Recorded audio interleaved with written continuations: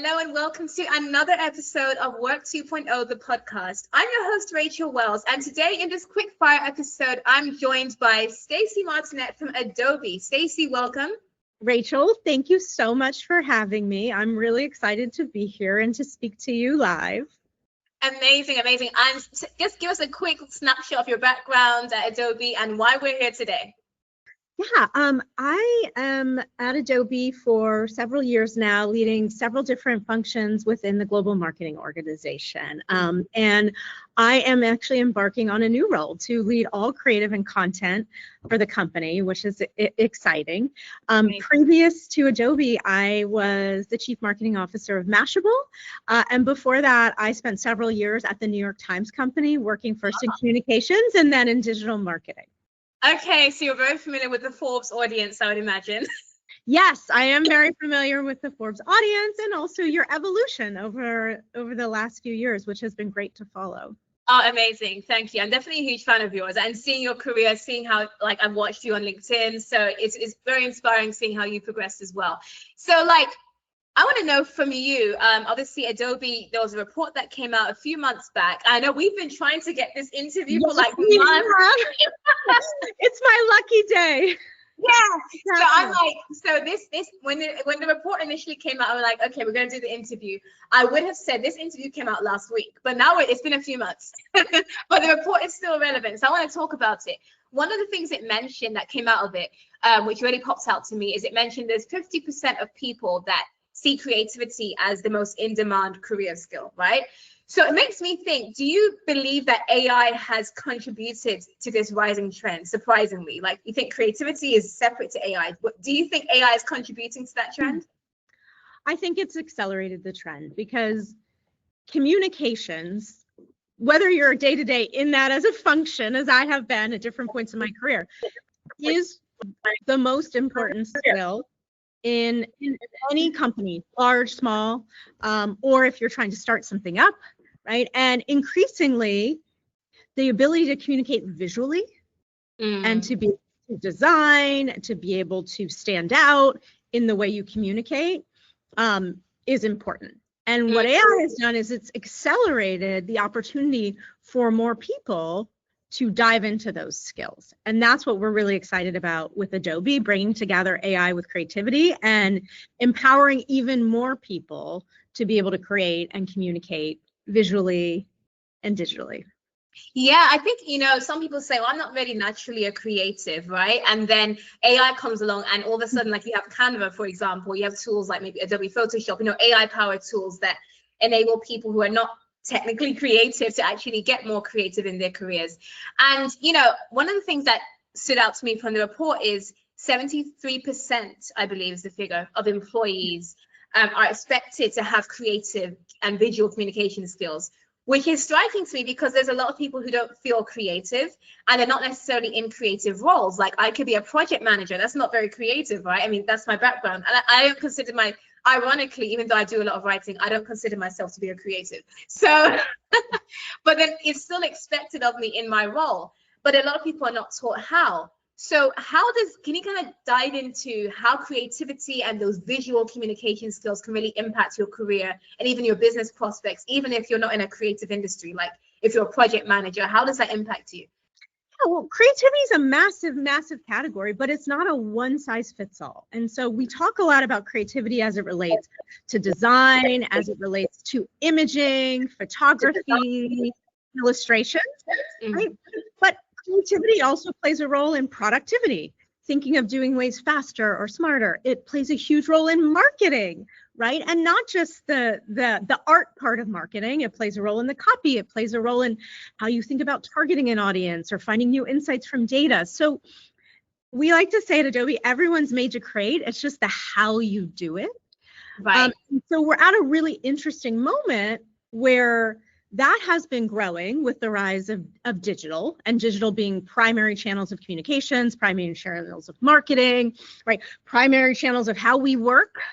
And AI is accelerating that, absolutely. But it's also given us the ability to bring more people into our product. The onboarding can be faster. And for the people who've used the products before, it's giving them even more refinement and techniques, or saving them time in certain areas that had been more manual.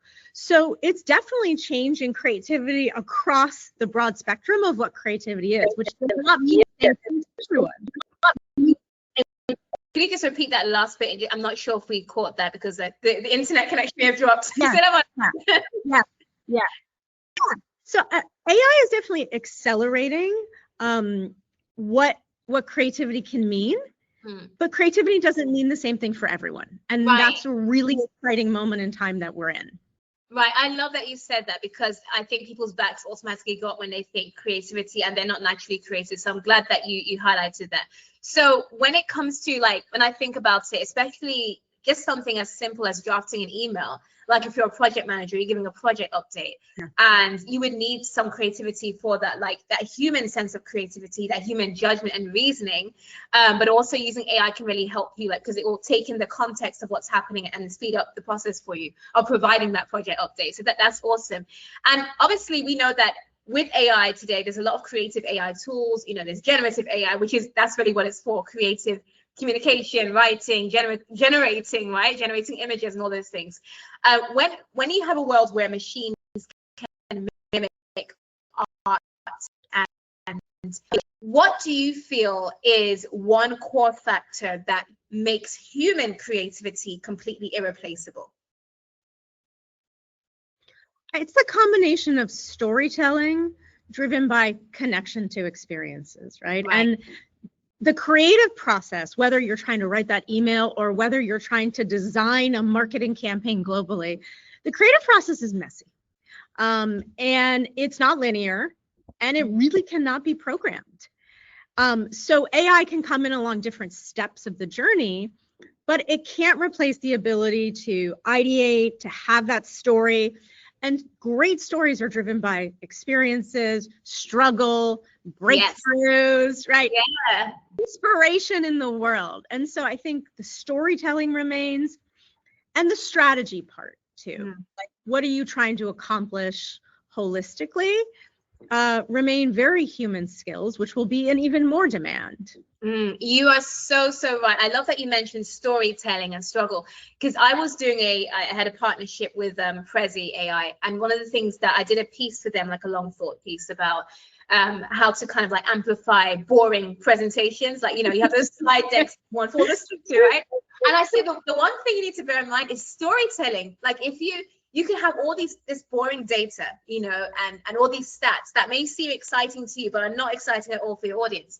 But you can just bring it to life through storytelling and through sharing what's the real impact, like sharing a learner story or how this impacted you, or putting some emotion into it. Like, it's so much you can do to humanize boring data.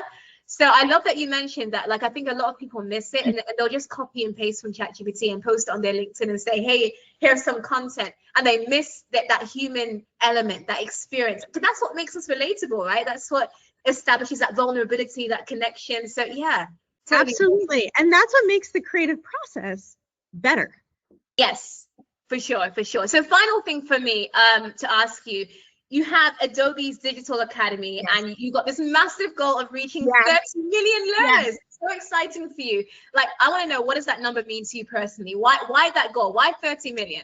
Yeah, so the Adobe Digital Academy is our program to upskill 30 million people, right, on using AI in creativity and in marketing. And why this is really important is because of the things we talked about. These are going to be even more in-demand skills. Right. And we're at this really interesting moment where we can use AI, if we do it well and we harness it for good, to bridge the digital divide. And I personally, and Adobe also, and my colleagues working on this, see this as a mission critical moment. And so we gave ourselves an audacious goal, because that's what a critical moment deserves. So we want to provide 30 million people with these skills, and we do it through different ways. You know, we have a certificate program.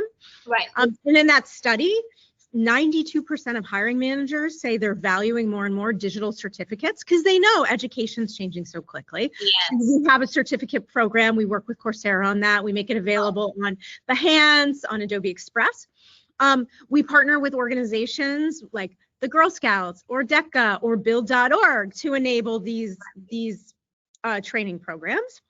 Our people can just pop on to, like I said, Behance or Express and start just learning and taking it and trying it. And all of that is really important because you just have to start somewhere. And it's been exciting to see just how people are engaging and the awareness that AI is that people, no matter what your role is or your interest, you're going to need. Well, Stacy, it's been an amazing interview. I can't believe time has flown so quickly, but thank you so much for lending your time to hop on. I'm glad we were finally able to get this done after all these months. Thank you so much, Rachel. You're welcome. And for those of you who are listening to this episode and you're like, you know what, I want to continue staying ahead in this future of work, I want to make sure I'm not leaving myself, my career, or my team behind. Feel free to follow Work 2.0, the podcast, on Spotify, on Apple, wherever you found it. Feel free to comment and share your thoughts on this episode. If you have a question for Stacy, feel free to leave a comment and I'll pass it on. And also share it with your co-workers and give us a good rating so that we can keep reaching a bigger audience of listeners on Work 2.0, the podcast. I will see you in the next week's episode. Take care. Bye-bye.